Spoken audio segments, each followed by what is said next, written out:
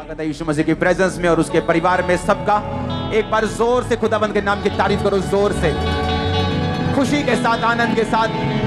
Hallelujah, hallelujah. आनंदित हो के नहीं?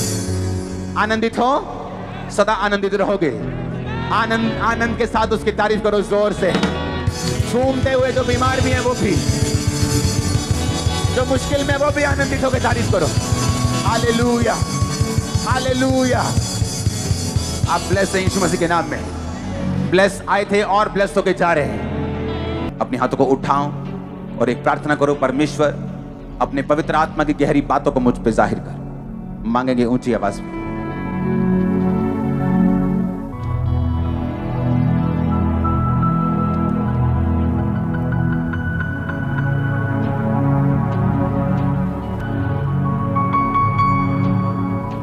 प्रभु यीशु मसीह के सामर्थी नाम में हम मांगते हैं। आप सब जल्दी जल्दी से नोट करेंगे जब तक मैं बैठा हूं।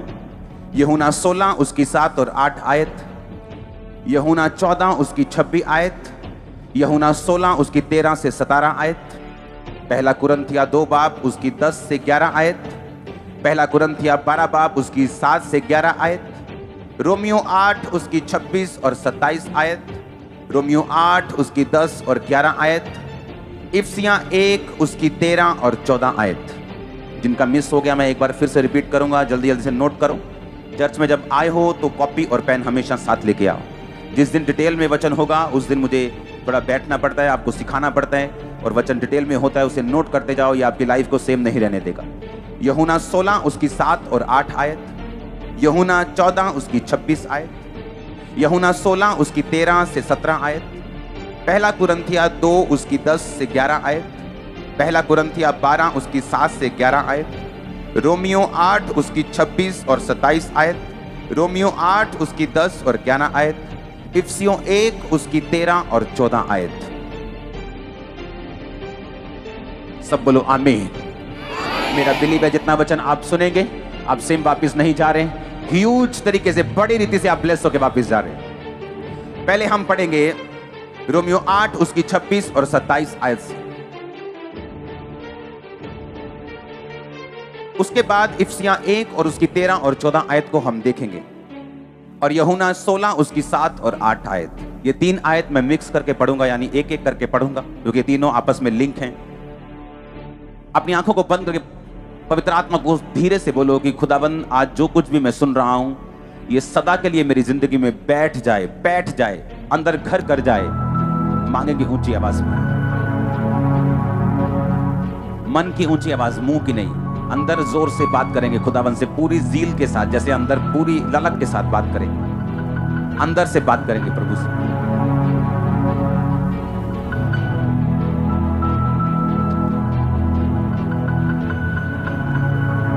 प्रभु यीशु मसीह के सामर्थी नाम में हम मांगते हैं।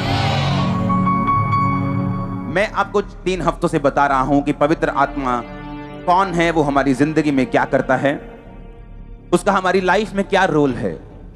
याद रखो, क्रिश्चियन जिंदगी में, मसीह जिंदगी में, आपकी लाइफ में अलग अलग मौसम होते हैं। जिस तरह एक जिंदगी में एक देश में मौसम होते हैं, गर्मी का, कभी सर्दी का, कभी बारिश होती, कभी पतझड़ होती, कभी बसंत होती, उसी तरह स्पिरिचुअल लाइफ में भी मौसम होते हैं।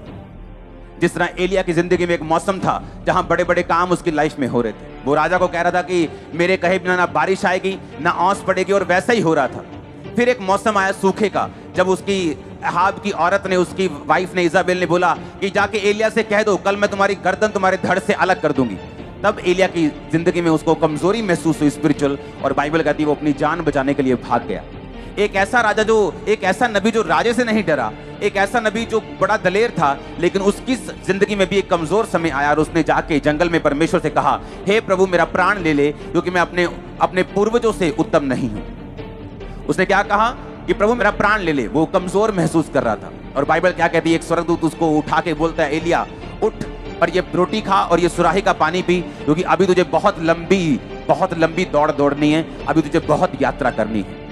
पुराने समय में परमेश्वर अपने एंजल्स को भेजता था, किसी किसी के पास अपनी आत्मा को उतारता था और काम करता था, पर नए नियम में ये चेंज हो चुका है।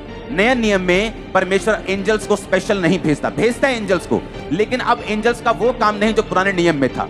अब आत्मा आकर उतरता नहीं और जाता नहीं। परमेश्वर ने कहा था अब मैं जो आत्मा मैं पिता से पाऊंगा मैं तुमको दूंगा और वो आत्मा तुम्हारे अंदर रहेगा, अंदर रहेगा। वो आत्मा कहां रहेगा? तुम्हारे अंदर रहेगा। अब मैं चाहता हूं कि हम उस आयत को अपनी स्क्रीन के ऊपर देखेंगे। यूहन्ना 16 उसकी 7-8 आयत। तो मैं भी तुमसे कहता हूं कि मेरा जाना तुम्हारे लिए अच्छा है। यदि मैं ना जाऊं तो वो सहायक तुम्हारे पास ना आएगा। बोलो सहायक। देखा, सहायक तुम्हारे पास नहीं आएगा। और परंतु यदि मैं जाऊं, बोलो यदि मैं जाऊं। मैं इसको इब्रानी भाषा में अपने डिवाइस पे निकाल रहा हूं और उसका मतलब जब आपको समझ आएगा आप हैरान हो जाएंगे। उसने कहा परंतु यदि मैं जाऊं तो उसे तुम्हारे पास भेजूंगा। सब बोलो सहायक तुम्हारे पास नहीं आएगा अगर यीशु मसीह स्वर्ग पर ना जाते तो। अब सहायक का मतलब क्या है? सहायक का मतलब है, ग्रीक भाषा की ये बाइबल ओरिजिनल भाषा लिखी गई थी। ग्रीक भाषा का 3875 शब्द है सहायक के लिए जो यूज किया गया, स्क्रीन पे देखेंगे, जिसका मतलब है पैराक्लिटोस, जिसका मतलब है एडवोकेट। परमेश्वर यीशु मसीह ने पता क्या कहा? कहता मैं तुम्हें अनाथ नहीं छोड़ूंगा। अगर मैं जाऊंगा स्वर्ग पे तो मैं तुम्हें एक एडवोकेट देके जाऊंगा, एक वकील देके जाऊंगा, एक कंफर्टर देके जाऊंगा, एक सहायक देके जाऊंगा। हर एक विश्वासी, चाहे वो नबी के समान सामर्थी हो, चाहे वो ग्रेटेस्ट मैन ऑफ गॉड हो, चाहे वो एक बिलीवर हो, अपनी लाइफ में वो निराशा को किसी ना किसी समय पर जरूर महसूस करता है। लेकिन उस निराशा से बाहर आने के लिए परमेश्वर ने हमें अकेला नहीं छोड़ा। परमेश्वर ने कहा मैं तुम्हें अनाथ नहीं छोड़ूंगा। क्योंकि जो अनाथ होते हैं, जिनका कोई नहीं होता, वो निराश होते हैं, उनको अपने दिल की बात कहने के लिए कोई नहीं होता। यीशु मसीह ने कहा अगर तुम्हारे पास माता है, पिता है, भाई है, बहन है, लाखों लोग हैं, अगर पवित्र आत्मा नहीं है तो तुम अनाथ हो। इसलिए परमेश्वर ने कहा था मैं तुम्हें अनाथ नहीं छोड़ूंगा। यीशु मसीह जानते थे कि तुम चाहे अमीर हो, चाहे गरीब हो, चाहे मशहूर हो, चाहे तुम्हें कोई नहीं जानता, चाहे तुम रिश्तेदारों से भरे हुए, चाहे अकेले हो, तुम्हें पवित्र आत्मा की जरूरत होगी। वो तुम्हारा कंफर्टर होगा। इंग्लिश में कंफर्टर लिखा, हिंदी में सहायक लिखा, लेकिन असली यूनानी भाषा का शब्द है पैराक्लिटोस, जिसका मतलब है वो तुम्हें एडवोकेट देगा। क्यों? आज जिसके पास अच्छा एडवोकेट है वो बड़े बार ऐसा होता है अपने केसों से जीत जाते हैं, जेल जाने से बच जाते हैं, फालतू की चिक चिक से बच जाते हैं। ऐसे इंडिया में एडवोकेट हैं जो एक हेयरिंग का, एक बार कोर्ट में अपीयर होने का जाने का 25 लाख फीस लेते हैं, 30 लाख फीस लेते हैं, 1 करोड़ फीस लेते हैं एक बार की। ऐसे एडवोकेट भी हैं क्योंकि उनको संविधान की नॉलेज है, उन पे किया गया भरोसा व्यर्थ नहीं जाता। बड़े बड़े सेलिब्रिटी लोग उन्हीं पे भरोसा रखते हैं। परमेश्वर ने कहा मैं तुम्हें एक एडवोकेट दूंगा, मैं तुम्हें एक बड़ा वकील दूंगा जो हमेशा तुम्हारे साथ रहेगा। क्या होता है एक मसीह जिंदगी में, जब आप मिस्टेक करते हैं, जब आप गलती करते हैं, या आप गिरते हैं, या आप कमजोर फील करते हैं, या आप परीक्षा के समय में होते हैं। जितनी क्रिश्चियन लाइफ में मैंने निराशा सही है, मैंने आज तक एक भी विश्वासी ऐसा नहीं देखा जिसने उस लेवल की निराशा सही हो। आज लोग चर्च की ग्लोरी देखते हैं, आज लोग चर्च की सफलता देखते हैं, मिनिस्ट्री की सफलता देखते हैं, हमारी ग्लोरी को देखते हैं, लेकिन हमारी स्टोरी को नहीं देखते कि 1 साल, 2 साल, 5 साल, 7 साल नहीं, कितने साल हम निराश रहे हैं मसीह में आने के बावजूद भी, सेवा करने के बावजूद भी।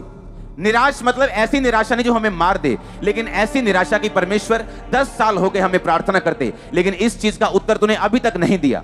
ऐसी सिचुएशंस आपकी लाइफ में आएंगी। बाइबल कहती है कि मसीह जिंदगी में परीक्षाएं आएंगी, लेकिन परमेश्वर कहता मैं तुम्हें एक बहुत महंगा वकील दूंगा, बहुत महंगा वकील दूंगा, सबसे बेस्ट वकील तुम्हें दूंगा।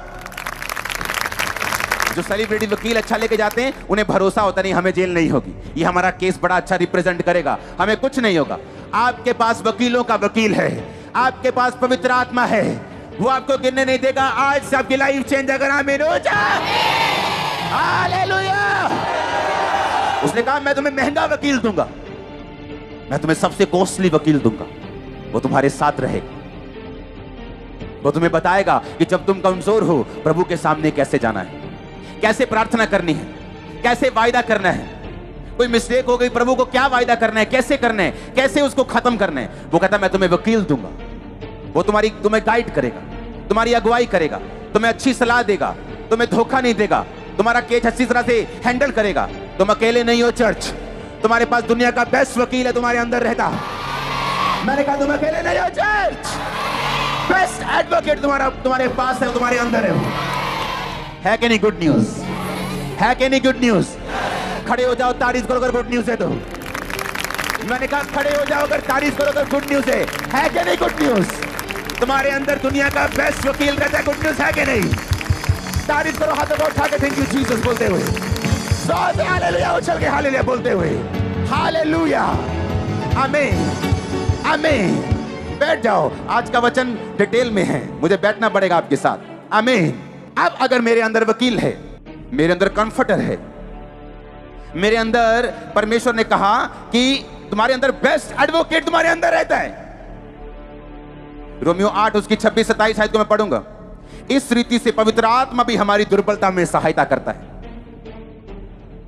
आप जानते हैं आपका बेस्ट, आपके दोस्त क्या करते हैं? जब आप दुर्बल होते हैं वो आपको चिढ़ाते हैं, वो आपकी बेइज्जती करते हैं, उसको ताने पड़ते हैं, उसको बातें सुननी पड़ती। एक आदमी फाइनेंस में दुर्बल है, उसको बातें सुननी पड़ती, उसको शर्मिंदगी सहनी पड़ती, उसको तरह तरह के उसके अपने ही उसको ताने मारने शुरू करते हैं, उसको चुभती हुई बातें बोलते हैं। परमेश्वर कहता नो, जब तुम दुर्बल होगे तो आत्मा तुम्हारी सहायता करेगा, एडवोकेट तुम्हारी सहायता करेगा, वो तुम्हें स्ट्रांग बनाने के लिए तुम्हें दलीलें देगा, तुम्हें गाइड करेगा, तुम्हें महा मजबूत करने के लिए यीशु मसीह के नाम में आज से पवित्र आत्मा आपकी अगुवाई करेगा, आपके बच्चों तक की भी, आपके बुजुर्गों की, आपके फाइनेंशियल लेवल के लिए, आपकी जिंदगी के लिए। आमीन। ऊंचाई आशीष तुम्हारी है।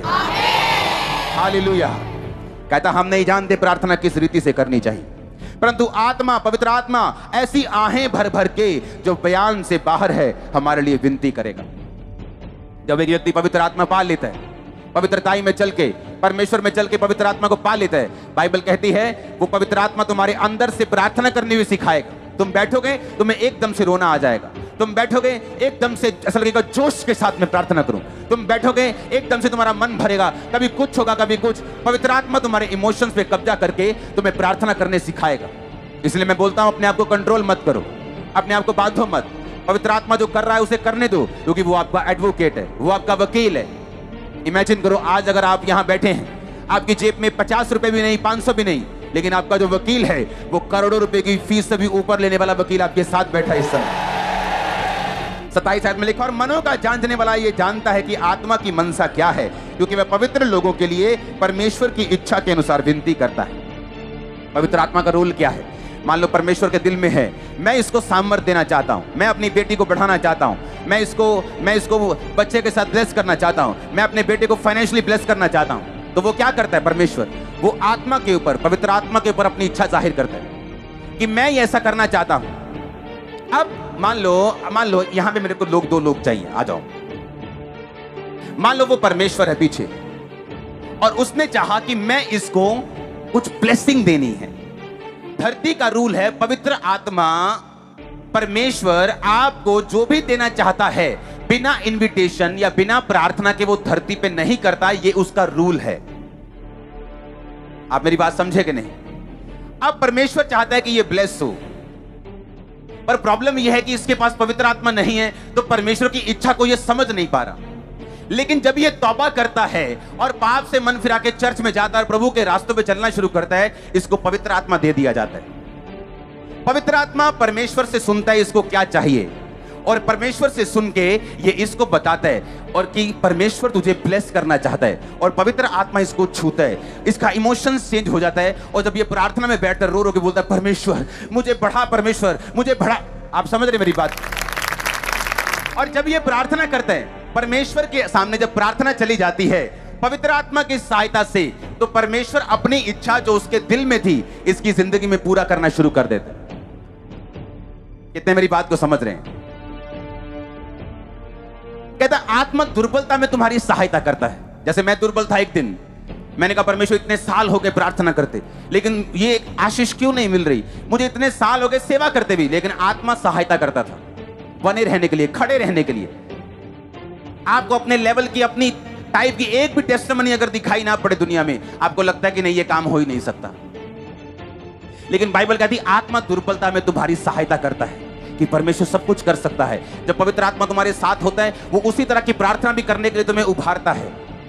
इसलिए दाऊद ने कहा परमेश्वर सब कुछ ले ले। उसने ये नहीं कहा मेरी इज्जत वापस कर, मेरी इज्जत चली गई। दाऊद ने ये नहीं कहा मेरा राज्य चला गया, परमेश्वर देख मेरे लोग चले गए। जैसे शाऊल को चिंता ये थी कि जब उसने परमेश्वर के वचन को तोड़ा, उसने शमूएल से कहा मेरे साथ पहाड़ से नीचे चल। शमूएल कहता प्रभु तेरे से चला गया, तेरा राज्य फाड़ दिया गया, तेरे से अच्छे पड़ोसी को दे दिया गया। उसने कहा ठीक है, लेकिन मेरे साथ नीचे चल, मुझे लोगों की बहुत परवाह है।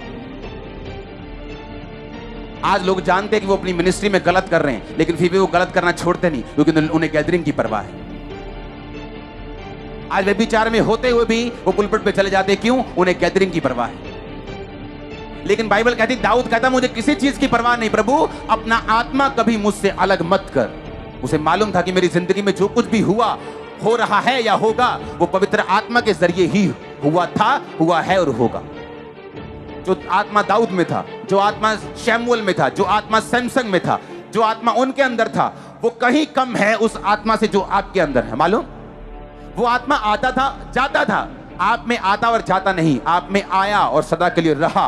उसने आपको भरा, वो रोज भरता है, रोज गाइड करता है, आपके साथ चलता है, आपके साथ बैठता है, आपके साथ उठता है, आपके साथ खाता है, सब कुछ वो आपके साथ करता है। पवित्र आत्मा आपके दिल में रहता है, आपके जीवन में रहता है। यूहन्ना 16:8 को पढ़ूंगा।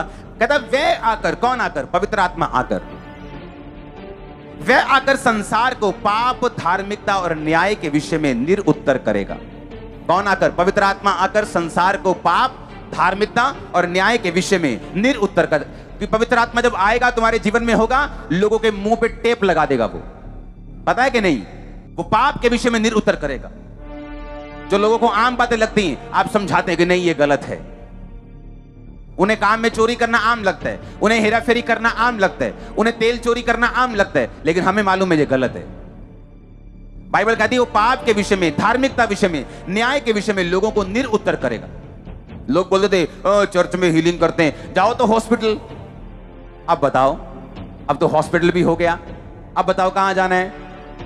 वो निरुत्तर करेगा। बाइबल कहती करता है कि नहीं करता निरुत्तर? ये तभी होगा जब पवित्र आत्मा आप में बसेगा। जब पवित्र आत्मा आपके अंदर होगा, वो आपके जरिए से परमेश्वर की इच्छा को संसार पर भी जाहिर करेगा। आप प्रभु के लिए इस्तेमाल भी होंगे, आप परमेश्वर के लिए अपने आप को काम करता हुआ भी देखेंगे जब पवित्र आत्मा आप में बसेगा। तो पवित्र आत्मा का पहला काम है आपको मजबूत करना।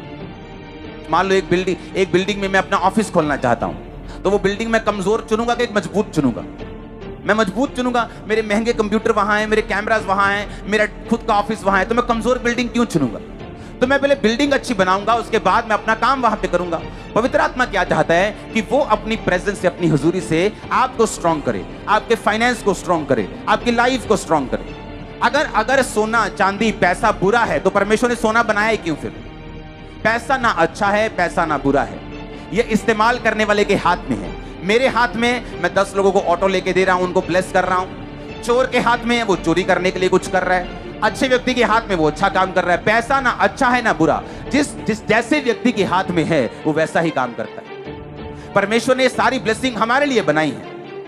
और पवित्र आत्मा का काम क्या है? पहले वो ये चाहता है कि जिस बिल्डिंग से खुदावंद की महिमा होनी है, उस बिल्डिंग के पिलर्स मजबूत हों, वो बिल्डिंग की नींव मजबूत हो, वो बिल्डिंग सुंदर हो, वो बिल्डिंग रहने लायक हो, जो आप लोग हैं।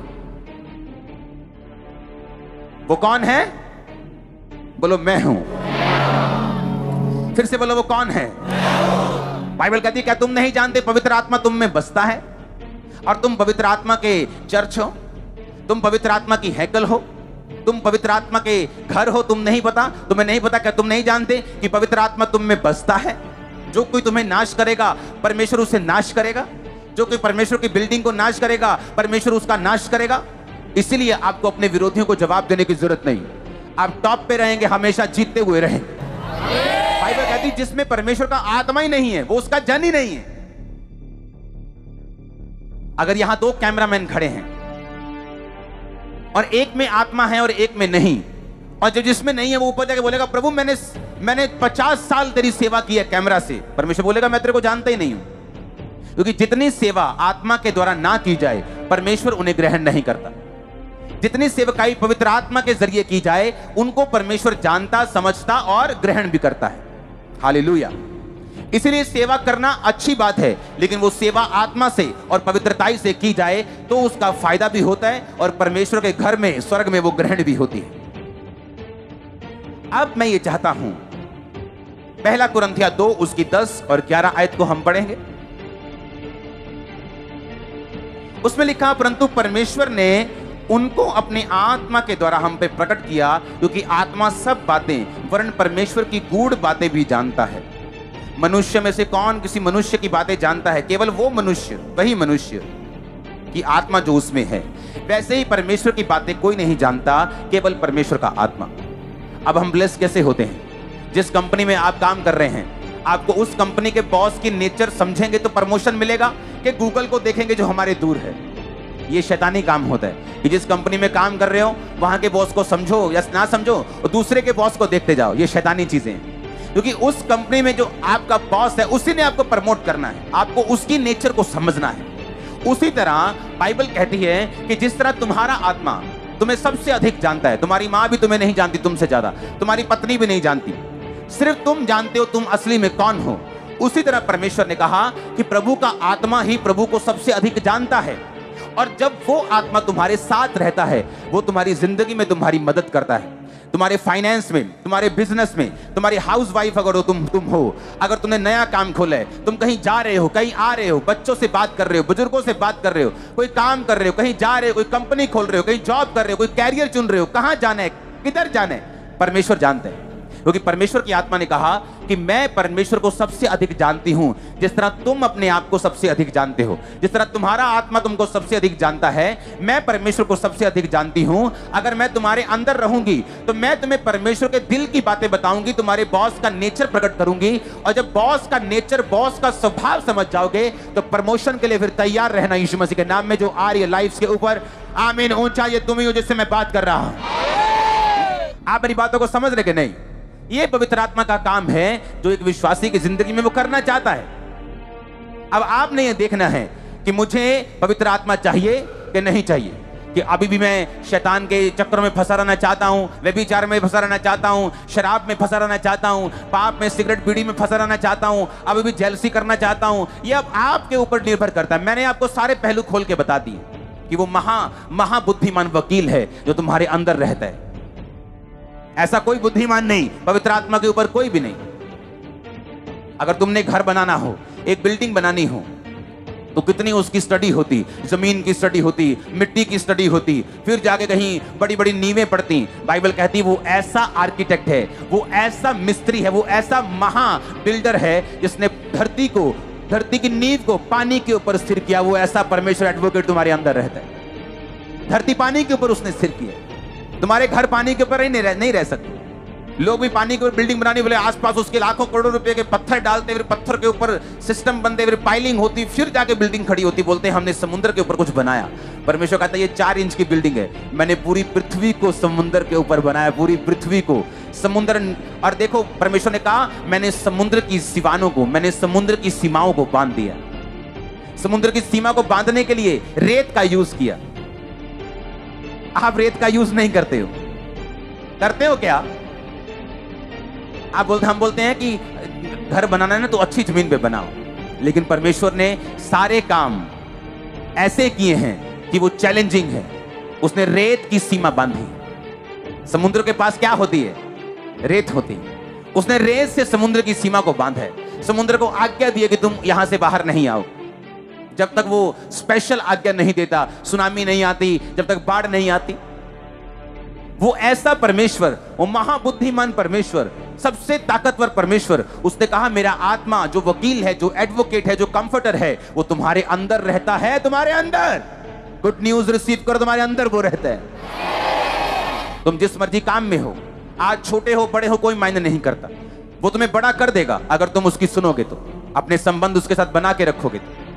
इसलिए यूसुफ ने पाप नहीं किया। उसे मालूम था पाप करूंगा कंफर्टर चला जाएगा, पाप करूंगा पवित्र आत्मा चला जाएगा। उसके आने की आवाज आती है, जाने की नहीं आती। जब वो जाता है तो अपने गिफ्ट वापस लेके नहीं जाता। पहला कुरिन्थिया 12 उसकी 7 से 11 आयत कि तू सबके लाभ पहुंचाने के लिए हर एक को पवित्र आत्मा का प्रकाश दिया जाता है। बोलो हर एक को। किसी को उसी पवित्र आत्मा के द्वारा बुद्धि की बातें, किसी को उसी आत्मा के द्वारा ज्ञान की बातें, किसी को उसी आत्मा के द्वारा विश्वास, किसी को उसी से चंगा करने का वरदान, किसी को सामर्थ्य काम करने की शक्ति, किसी को भविष्यवाणी, किसी को आत्माओं की परख, किसी को अनेक प्रकार की भाषा, किसी को भाषाओं का अर्थ बताना। ये सभी प्रभावशाली कार्य वही आत्मा करता है और जिसे जो चाहता है बांट देता है। आमीन। लिखा पवित्र आत्मा वरदानों को देता है। एक पास्टर पवित्र आत्मा के वरदानों के बिना जब सेवा करता है उसकी सेवा अधूरी रहती है। या तो वो सिर्फ वरदानों के साथ करना शुरू करता है तब भी अधूरी। पवित्र आत्मा और पवित्र आत्मा के वरदान अगर दोनों से करता है तो वो पूरी है। वो वरदान ज्यादा हो, वो कम हो, वो बहुत कम हो, इसमें मायने नहीं करता। किसी को 5 तोड़े दिए, किसी को 2 तोड़े दिए, किसी को 1 तोड़ा दिया, ये देने वाले की बात है। लेकिन उस तोड़े का किया क्या? उसको इस्तेमाल किया कि ये देखकर कि नहीं यार खामरा चर्च में बहुत भीड़ है, मेरी चर्च में नहीं है, मैं सेवा नहीं करूंगा। ऐसा नहीं होना चाहिए। उसने कहा पवित्र आत्मा को, हर एक व्यक्ति को पवित्र आत्मा वरदान देता है। पवित्र आत्मा ऐसे वरदानों को आपकी लाइफ में भरता है। सारे काम पवित्र आत्मा करता है। फल पवित्र आत्मा आपकी लाइफ में जब आता है, पवित्र आत्मा के जरिए आपकी जिंदगी में फल आते हैं। पवित्र आत्मा जब आता है आपकी जिंदगी में वरदान आते हैं। वो आता है तो आपको गाइडेंस मिलती है। आप वो जब आता है तो वचनों का भेद, नीति वचन 1 उसकी 23 के अनुसार वो वचनों के भेदों को आप पर जाहिर करते हैं। आज आपके कान खुल रहे होंगे कि अगर ये सब कुछ पवित्र आत्मा करता है तो मैं अभी तक पवित्र आत्मा से खाली क्यों हूं? वो आप में विश्वास पैदा करता है, वो आप में प्रेम पैदा करता है, वो आपके अंदर आहें भर भर के आपके इमोशंस को चेंज करके आपसे प्रार्थनाएं करवाता है। वो परमेश्वर की इच्छा को पूरा करने के लिए आपकी लाइफ में काम करता है।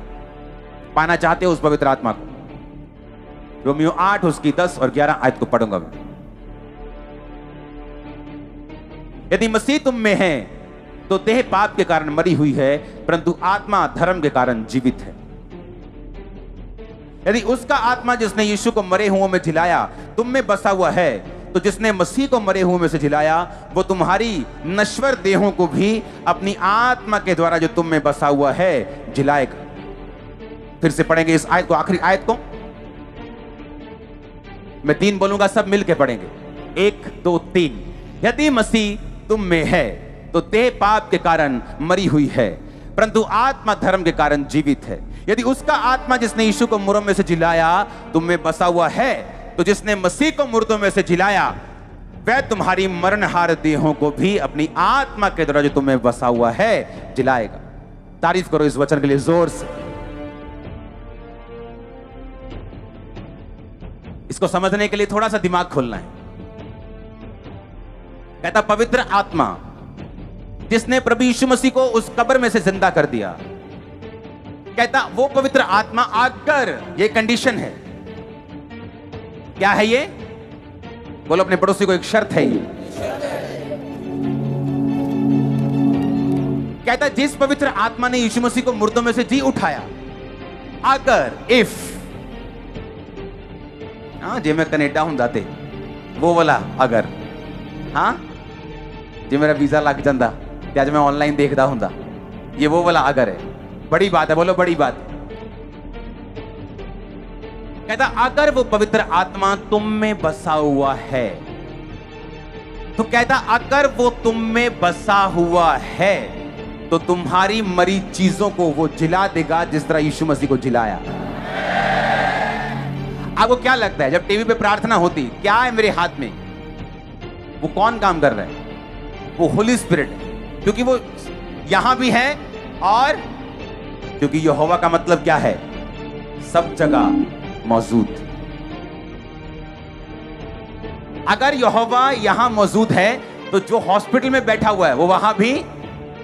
अब यहोवा की इच्छा है कि उस पे प्रार्थना हो तो वो सिर्फ प्रार्थना की वेट कर रहे हैं। आप समझ रहे मेरी बात? और अगर प्रार्थना करने वाले में पवित्र आत्मा है, जब वो हाथ रखेगा पवित्र आत्मा उसमें जाएगा, वो वहां बैठे क्योंकि वो आत्मा वहां भी मौजूद है। समझ आ रही कि नहीं? तो कितना नुकसानदायक है। आपकी गर्लफ्रेंड ने कितना नुकसान किया आपका, सोचो कितना नुकसान कर दिया उसने। डिलीट कर दो नंबर, आज ब्लॉक कर दो। सुनो, जिसने छोड़ना होता है ना, हेलो नहीं आज तो बाद ना तो मैंने फोन करी, नहीं हुण नहीं आप गल कराया करनी। 7:30 ते फोन आया थे 8:45 हो गए। नहीं हूं नहीं आप गल करनी। अच्छा रख तू, नहीं तू रख, नहीं नहीं तू रख। सवा घंटा हूं नहीं मैं तेरे ना क्या ये क्या क्या कर रहे हो तुम? सुनो, कुछ लोग कॉमेडियन होते हैं पैसा कमाने के लिए। हाँ, आपको हंसा के वो अमीर हो जाते हैं क्योंकि उन्होंने कुछ किया है, मेहनत की है। ओके, कॉमेडी सबसे कठिन काम है एक्टिंग में, सबसे मुश्किल कॉमेडी है। टाइमिंग, क्या बोलना है, कितना बोलना है। ओके, अब ये दिमाग में रखो कि जिसने करना है ना वो खत्म, फिनिश, डिलीटेड, ब्लॉक्ड। कहने की भी जरूरत नहीं, मान लो मैं ब्लॉक कर दिया, फिनिश हो गया। रिलेशनशिप फेसबुक पे डाल दो, change, engaged to holy spirit. समझ आई कि नहीं? सुनो, अगर तो सीरियस हो, अगर ऐसे ही चर्च में आना तो मैं भी ठीक हूं, आओ, भीड़ भीड़ हो रही है, हीलिंग लो, जाओ, क्या चक्कर है। लेकिन अगर लाइफ में कुछ करना है और इफेक्टिवली करना है, दुनिया के बेस्ट देशों में सीट्स खाली हैं आप लोगों के लिए। बेस्ट प्लेसेस इंडिया में, बेस्ट जगह है, बेस्ट पोजीशन, बेस्ट ब्लेसिंग्स, पर सुनो खाली हैं वो। मैं आपसे क्वेश्चन पूछता हूं, अगर आज पंजाब सरकार बोले कि हमें ये डबल पीएचडी के बाद भी ऐसा पढ़ा हुआ बंदा चाहिए, हमें जरूरी है, अगर कोई नहीं आता तो क्या वो एक 12वीं पास को रख लेगी उस जॉब के लिए? नहीं, क्योंकि वो समझ नहीं पाएगा जो उनको चाहिए। चाहे बंदा ना हो, चाहे 6 महीने के लिए वो कुर्सी पद वो खाली पड़ा रहे। उसी तरह परमेश्वर है, सीट्स खाली पड़ी हैं कई जगह पे, मैं देख रहा हूं स्पिरिट में। हाँ, वो क्यों नहीं पहुंच रहे? वो एक 4 फुट की गर्लफ्रेंड ने रोका हुआ है और एक लंबे से बॉयफ्रेंड ने रोका हुआ है, बाल टेढ़े करके रोका हुआ है। टेढ़े बाल करना बुरी बात नहीं, पर उसे यीशु मसीह के लिए करो। यूथ मीटिंग में मैं भी टेढ़े करके आऊंगा, चिंता मत करो। हालेलुया। सुनो, एक वचन को मैं पढ़ूंगा, इफिसियाँ 1 उसकी 13 और 14 आयत। कहता, तुम पर भी जब तुमने सत्य का वचन सुना, जो तुम्हारे उद्धार का समाचार है, जिस पर तुमने विश्वास किया और प्रतिज्ञा की हुए पवित्र आत्मा की छाप लगी। क्या लगी? छाप का मतलब है इंग्लिश में सील्ड, कि सील हो गया वचन। कैसे? पुराने टाइम में राजा लोग जब अपनी किसी चिट्ठी को भेजते थे, अपनी अंगूठी की छाप लगाते थे। उसे कोई फाड़ नहीं सकता था, कोई उसमें हेरफेर नहीं कर सकता था, क्योंकि राजा की अंगूठी की छाप मालूम होती थी, कोई ऐसी अंगूठी नहीं बना। समझ आई कि नहीं? आगे क्या लिखा? कहता, वह उसके मोल लिए हुओं के छुटकारे के लिए हमारी मिरास का बयाना है। आप बयाना करते हो ना? 5 मरले का आपने प्लॉट देखा, आपने कहा मुझे पसंद है, रेट पसंद है, चक्को जी 20%, बयाना हो गया। करते हो कि नहीं? अगर कोई और बंदा उस प्लॉट पे कब्जा करने आए, आप बोलोगे भाई साहब क्या हुआ पड़ा है? बयाना हुआ पड़ा, देखो सरकारी बयाना है, ठीक है जी। कहता, जिसमें पवित्र आत्मा है, पवित्र आत्मा परमेश्वर का बयाना है कि तुम्हारी मिरास स्वर्ग में रखी है। कोई बंदा ये बोले कि किसने देखा है स्वर्ग नरक? कोई आके बताया किसने स्वर्ग नरक? वो पवित्र आत्मा जो लंगड़े चला रहा है इस धरती पे। हेवन में लंगड़े नहीं चल रहे वहां, हाँ? वो पवित्र आत्मा जो यहां कैंसर भगा रहे हैं, वो पवित्र आत्मा यहां हीलिंग कर रहे हैं। कहता, वो पवित्र आत्मा तुम्हारे अंदर जो है, यीशु मसीह ने कहा मेरी टोकन मनी है, मेरी गारंटी है कि मैं तुम्हें स्वर्ग लेके जाऊंगा। वो गारंटी, वो बयाना हुआ है आपका, मालूम है कि नहीं? सुनो मेरी बात, कोई बोले कि मुझे हीलिंग से कोई मतलब नहीं, मुझे किसी चीज, मुझे बताओ कि स्वर्ग कैसे जाना है, स्वर्ग की क्या गारंटी है? अच्छा, उसके लिए भी है गारंटी। उसने कहा कि पवित्र आत्मा अगर तुम में है, फिर से पढ़ेंगे, उसने कहा वह अपने मोल लिए हुओं के छुटकारे के लिए हमारी मिरास का बयाना है। हमारी मिरास कहां रखी है? मिरास का ये क्या है? बयाना। तुम्हारा बयाना हो चुका है, वो टोकन मनी है तुम्हारी। पवित्र आत्मा अगर तुम में है तो बयाना हो चुका है, रजिस्ट्री हो जाएगी, और ये इंसान नहीं जो मुकरेगा। अब सोच लो, लेना है पवित्र आत्मा के नहीं, और ये भी सोच लो कि उसे रखना है सदा के लिए कि नहीं। आपके ऊपर डिपेंड करता है। कोई जबरदस्ती किसी को पवित्र आत्मा से भर नहीं सकता। आप दिल खोलेंगे, पाप छोड़ेंगे, पवित्रताई में रहने का फैसला करेंगे तो भरेंगे। अपने हाथों को उठाओ। Thank you Jesus. परमेश्वर से बात करो, खुदाबंद मुझे ये पवित्र आत्मा चाहिए, कैसे भी करके चाहिए। मैं हर गुनाह को, पाप को, सब चीजों को छोड़ता हूं। मुझे यही होली स्पिरिट चाहिए जो तेरे अंदर था, जो तेरे दासों के अंदर है। वो पवित्र आत्मा मुझे चाहिए। आज मुझे भरे, मैं यहां से खाली ना जाऊं। पवित्र आत्मा मुझे भरे। मैं मांगता हूं पवित्र आत्मा को पिता, तेरी आत्मा को मांगता हूं जो गूढ़ बातें जानती है। वो आत्मा जिससे मेरा ब्याना हुआ है, वो आत्मा जो ब्याने के रूप में दिया गया है, वो टोकन मनी के रूप में दिया गया है, वो असली है। अपने हाथों को उठा के मांगो, खुदा बंदा को आत्मा से भरे, स्पिरिट से फिल करे, सामर्थ्य से भरे। मांगेंगे ऊंची आवाज में।